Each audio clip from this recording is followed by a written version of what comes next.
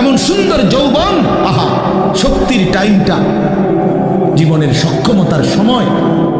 ছোটবেলা তো ভাইয়া দুর্বল, বৃদ্ধ বয়সটাও দুর্বল।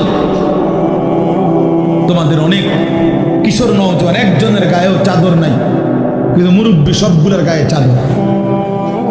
দেখো চাকায়া, এই চাচারা তোমার সব পরিচিত চাচা। অর্থ হইল এই বৃদ্ধের এই দুর্বলতা তাকে চাদর গায়ে দিতে বাধ্য করেছে।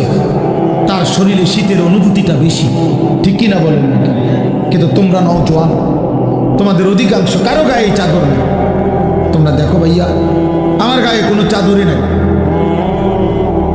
তাইলে বুঝাইতে চাইলাম, এই শক্তির সময় যৌবন। যুবক চাইলে পাহাড় কাইটা সমান করতে পারবে, যুবক চাইলে সাগর নদী মাটি দিয়ে ভরাট করে দিতে পারবে। একটা এলাকার যুবক ছেলেরা যদি চায়, সবার হাতে হাতে মদের বোতল পৌঁছাই দিতে পারবে। একটা সমাজের ছেলেরা যদি চায়, সবার হাতে হাতে নামাজের মুসল্লাও তুলে দিতে পারবে।